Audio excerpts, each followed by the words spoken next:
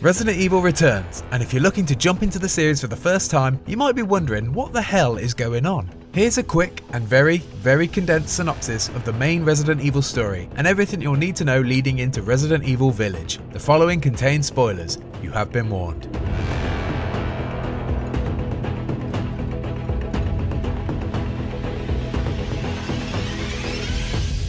Resident Evil 0. July 23rd, 1998. Raccoon City's police STARS Bravo team is dispatched to investigate murders in the Arklay Mountains, but crash before they can reach it. Survivor Rebecca Chambers makes her way towards a spooky-looking nearby mansion in an effort to find the rest of Bravo team. Resident Evil. The STARS Alpha team is dispatched to find out what happened to the Bravo team. The search leads Jill Valentine, Chris Redfield, Barry Byrne and the team leader Albert Wesker to the Spencer mansion. The gang split up and discover the horrible fates of the other STARS members and find Rebecca Chambers still alive. Jill and Chris eventually uncover that the Umbrella Corporation, a pharmaceutical company and all-round shady business, was behind illegal experiments resulting in the horrors that are roaming the mansion's halls. The team eventually discovers that Wesker is a traitor. He infects himself with the strain of the T-virus in order to give him the edge and unleashes the new super weapon, the Tyrant. This backfires though, as Wesker is fatally injured by the Tyrant, and after taking down the monster, the team eventually escape the facility. The STARS team return to Raccoon City and decide to go rogue and investigate the Umbrella conspiracy. Chris heads off to Europe solo and Jill stays in the city to learn more about Umbrella. Resident Evil 3. In September 1998, Raccoon City becomes overrun with zombies. Umbrella sees the outbreak as an opportunity to test its new bioweapon and sends down the experimental Nemesis tasked to kill off all STARS members. While Jill tries to survive the outbreak despite Nemesis hot on her heels, rookie RPD officer Leon S. Kennedy and Chris Redfield's younger sister Claire both arrive in Raccoon City. Resident Evil 2. After being separated following a car accident, Leon and Claire agree to meet up at the police department. Unfortunately, the building is also infested by zombies. Claire runs into Sherry Birkin, a young girl being pursued by a monstrous widow who turns out to be her dad and Umbrella leading scientist William Birkin. Turns out Billy B had planned to betray Umbrella and sell his new G-Virus, but was gunned down before he could do so. Before dying, William managed to infect himself with the G-Virus and allowed the virus to spread into Raccoon City through the water system. Nice one, Willie. Meanwhile, Leon runs into Ada Wong, an FBI agent who's looking to obtain the G-Virus to prove Umbrella's corruption. In the sewers, Leon and Ada run into William's wife, Annette, who's not a big fan. Leon and Ada chase her into the secret Umbrella underground facility called Nest in pursuit of the G-Virus. Claire also arrives at Nest in search for the vaccine for a now infected Sherry. Leon manages to obtain the G-Virus sample but runs into William, who in his freakish form mortally wounds his wife. Annette tells Leon that Ada is actually a mercenary who's looking to sell the G-Virus to the highest bidder. Ada demands the G-Virus, but before Leon can hand it over, Annette shoots Ada. She falls to her death, dropping the G-Virus sample. Claire finds the vaccine and gives it to Annette to cure her daughter while she tangles with William. Sherry is cured, but Annette eventually dies of her injuries. The facility is set to self-destruct, and Claire and Sherry board a train to escape with Leon. With Nest destroyed, the crew finally manage to escape the nightmare and on the outskirts of Raccoon City vow to continue their fight against Umbrella. Resident Evil 3. Elsewhere in Raccoon City, Jill Valentine is infected with the T-virus. Fortunately, Carlos Oliveira, a merc hired by Umbrella, is on the scene to not only cure Jill but help find the vaccine. At this point, our heroes find out the unfortunate news that the US government plans to wipe out Raccoon City with a missile strike, hoping to eradicate the infection. Carlos and Jill head to another underground lab, this time creatively called Nest 2. Unfortunately, Nemesis is still alive and very much in pursuit. Jill and Carlos take out the abomination once and for all, and with the vaccine sample in hand manage to escape the city before the missile strikes. Unfortunately, Nikolai, Carlos's former colleague turned secret operative, is waiting and manages to destroy the vaccine vial. Jill and Carlos take down Nikolai, leaving him for dead, and escape just before the missile arrives to completely floor Raccoon City for good. And as expected, our heroes vow to take down Umbrella. Resident Evil.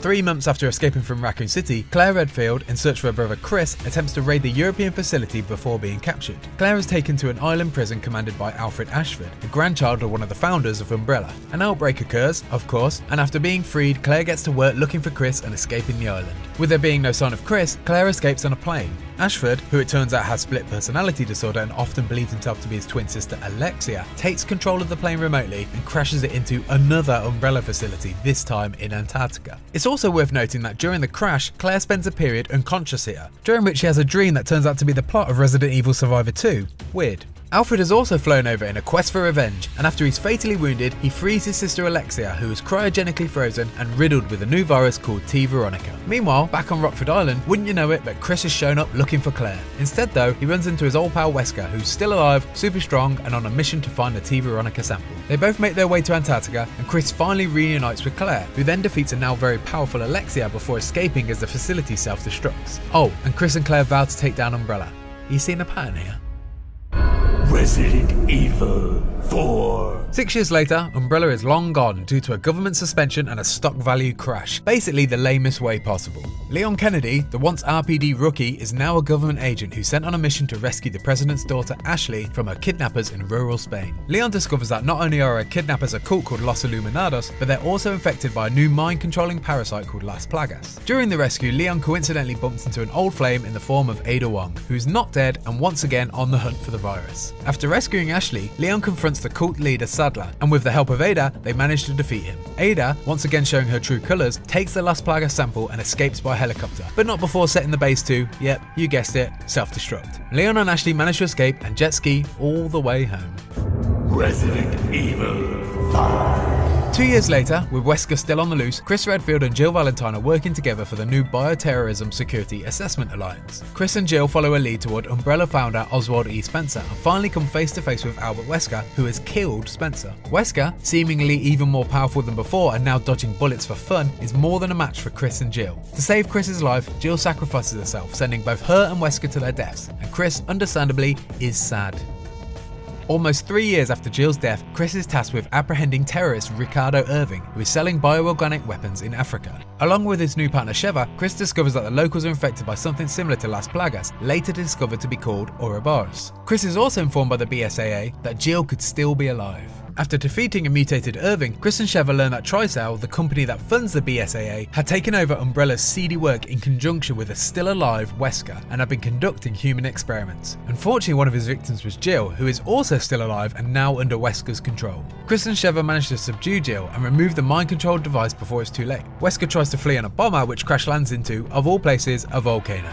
After some boulder punching, Chris and Sheva finally defeat Wesker once and for all is well in the world. For now. Right, next up is Resident Evil 6, which features not one but 3 interwoven campaigns, and it all gets really messy, so deep breath. Resident Evil 6. In 2012, a new virus surfaces from a company dubbed Neo Umbrella and led by what appears to be Ada Wong. Series newcomer Jake Muller is believed to be the key to the vaccine due to his antibodies. The reason Jake is immune is, well, he's Wesker's son. Typical. In 2013, the American president decides enough is enough and it's time to spill the beans about what really happened in Raccoon City. However, before he can, there's another infection attack, and the president, now a zombie, has to be taken down by his loyal agent and series favourite, Leon Kennedy. Ada Wong then arrives and tells Leon Kennedy that the National Security Advisor Derek Simmons is affiliated with Neo Umbrella and behind the terror attacks that zombified the press. Leon heads to China in pursuit of Simmons. Chris Redfield, now racked with post-traumatic stress and a thirst for revenge after his team was slaughtered by Ada, also heads to China in pursuit, as does Jake because, you know, plot. Right, let's do this bit quick. Chris finds out Jake's true identity, and despite the awkward moment when Chris tells Jake he killed his dad, they mostly work it out. Simmons dies, Chris makes Piers is wounded and then grows a new arm with the C virus and saves Chris. Jake kills his boss who's not worth talking about, and then we also find out there's 2 Adas, with one being an imposter called Carla, and that explains all the outfit changes, and finally all the good guys win and go their separate ways. Basically, there's a lot going on, and it's not very good, so maybe just ignore this bit. Resident Evil. In 2017, Ethan Winters is looking for his wife Mia, who's missing. His search leads him deep into Louisiana and he finds her imprisoned by a very odd and very disgusting family, the Bakers. Ethan is captured by Jack Baker and forced to join him with the vomit-inducing family dinner with his wife Marguerite, son Lucas, and an elderly woman. After escaping and managing to kill Jack and Marguerite, Ethan finds his infected wife and develops a serum for Mia. They try to flee on a boat, but it's knocked over by a mysterious creature that turns out to be a girl called Evelyn, a bioweapon that Mia, who apparently is a secret agent, was tasked with escorting. Turns out Evelyn was responsible for the Baker family's mind-altering infection because she was desperate for her own family, you know, like all bioweapons are. After injecting Evelyn with the toxin, she reverts back to her true form as the old woman at the Baker's disgusting dinner. Turns out she's been rapidly aging. Evelyn mutates into a giant blob, like all classic Resident Evil bosses, and after a final confrontation with Ethan, with a little help from a recently arrived military squad, she's finally destroyed. And in a final reveal, the leader of the military squad that helps up Ethan is revealed to be none other than Chris Redfield coming out of a helicopter branded Umbrella. After Ethan escapes, Chris and his team pursue Lucas Baker, who was actually never under Evelyn's mind control due to a serum provided to him by the new shadowy organisation called the Connections. The Connections were behind Evelyn's creation, and Lucas has been gathering data for them. But he also planned to betray his masters anyway, like every other villain ever in this series. After working his way through a series of traps, Chris manages to kill a mutated Lucas and finally returns to base for an urgent call. And that's it, the main plot of Resident Evil summed up in 10 minutes. Yes, we did skip over a few good but not that important games, some terrible ones and a bunch of bizarre moments, but there's a lot to cover in the wacky world of Resident Evil. Now excuse me while I go set my base to self-destruct and vow to get my revenge. And if you like that video and want to see what's next, why not check out the trailer for Resident Evil Village.